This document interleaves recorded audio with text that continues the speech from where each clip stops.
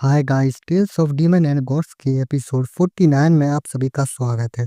हमारे पिछले एपिसोड में बताया गया था कि नाइली अपने सोल सी में पहुंच जाता है और सोचता है कि ये एहसास और उसकी सोल सी में उसकी सोल पावर बढ़ने लगती है। अब आगे फिर नाइली के सोल फोर्स का एकदम से ब्लास्ट होता है, बूम।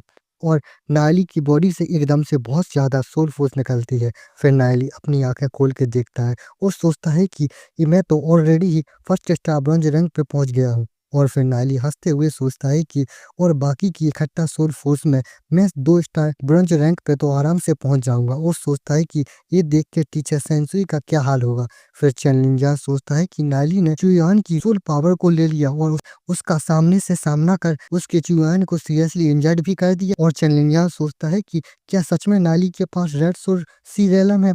और फिर चुयान खड़े होने की कोशिश करता है और गुस्से में नाइली से कहता है कि आज का जो है वो मामला मैं उसको ऐसे ही जाने नहीं दूंगा। और मुश्किल से ही चल पा रहा होता है तो नाइली पीछे से कहता है कि ओ ऐसा है क्या, तो ओके, आ जाना कभी भी, मैं तुमसे कभी भी फाइट करने के लिए रेडी हूँ। और फिर नाइली कहता है कि ओ हाँ, किसी ने कहा था कि जो हारेगा वो कुत्ते की तरह भौंक के दिखाएगा। तो ये सुन के चुयान का तो अजीब सा फेस बन जाता है और फिर चुयान गुस्से में कहता है कि साले नाइली, तू अब कुछ ज्यादा ही कर रहा है और किसने इस शर्त के लिए हाँ कहा। और चुयान गुस्से में जाते हुए बाकी लोगों से कहता है कि हट वे, रास्ता दो। तो फिर नाइली अजीब सा फेस बना के सोचता है कि इसकी सोल पावर डैमेज है तो ये मुझे कुछ महीने तो परेशान नहीं करेगा। फिर सब लोग जा रहे होते हैं अपनी खोज पे, आपस में बातें करते हुए पहाड़ों पे सब लोग जा रहे होते हैं। फिर नाइली को कोई बुलाता है कि लिटिल ब्रदर। फिर नाइली पीछे पलट के देखता है तो नाइली के बगल में लैंड्रो होती है और वो कहती है कि तुमने सच में ही बिग सिस्टर को सरप्राइज कर दिया है।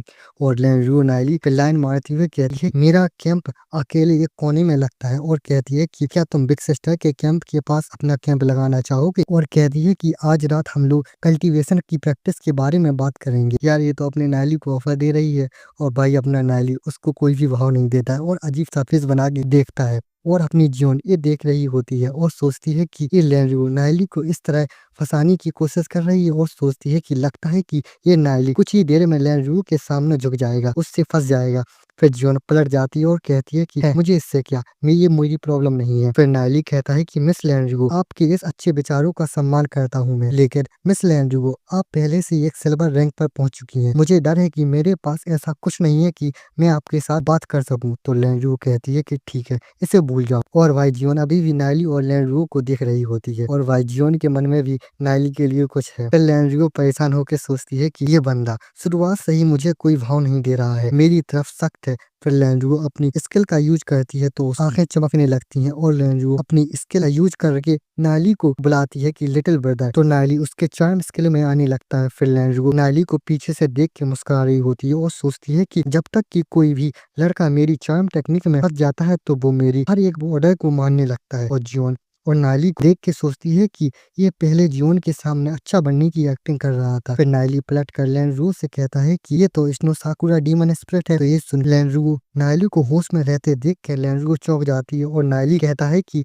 मैंने कभी नहीं सोचा था कि मिस लैंड्रो के पास इतनी रेयर डीमन स्पिरिट होगी। लैंड्रो अपनी आंखें बंद करती है और फिर अपनी आंखें खोल के देखती है और सोचती है कि ये काम नहीं कर रही है इस पे, ये कैसे मुमकिन है। और फिर हमें उस स्नो साकुरा डीमन बीस्ट को दिखाया जाता है और लैंड्रो सोचती है कि उसने एक ही नजर में मेरी डीमन स्पिरिट को पहचान लिया। ये बीस्ट सेंट एंसेस्ट्रियल माउंटेन की गहराई में रहने वाली स्नो साकुरा स्पिरिट है। ये एक प्रकार की पेड़ वाली डीमन स्पिरिट है जिसमें बहुत ज्यादा चार्मिंग स्किल होती है। आम लोग इस प्रकार की डीमन स्पिरिट के बारे में जानते भी नहीं होंगे। स्नो साकुरा डीमन स्पिरिट के साथ घुलने मिलने के बाद तो उसी के लेवल के एक डीमन स्पिरिचुअलिस्ट को भी सम्मोहित करना आसान होता है। लेकिन नाइली तो अभी भी एक ब्रॉन्ज रैंक पे भी नहीं पहुंचा है। और लैंड्रो नाइली को देख के सोचती है कि अब ये मत कहना कि उसके मन में मेरे लिए कोई भी ऐसे गंदे विचार नहीं है ना आए हैं। फिर हमें नाइली को दिखाया जाता है और उसके पीछे उसके पिछली लाइफ वाले बड़े नाइली को दिखाया जाता है। और लैंड्रो सोचती है कि इसकी जो विल पावर है वो सिल्वर रैंक से भी आगे निकल गई है। फिर नाइली जियोन के बगल में चल रहा होता है और लैंड्रो उनको पीछे से देखती है। फिर जियोन नाइली से कहती है कि नाइली, तुमने लैंड्रो को क्यों रिजेक्ट कर दिया। तो लैंड्रो तो बहुत सुंदर है। फिर नाइली स्माइल करती हुए जियोन से कहता है कि सुंदर है लेकिन तुम्हारी जितनी सुंदर नहीं है। तो ये सुन के जियोन भी चौंक जाती है और फिर जियोन शर्माती हुए नाइली से कहती है कि मैं तो लैंड्रो के आगे कुछ भी नहीं हूँ, उसके तो बहुत चाहने वाले हैं, मेरी तो उससे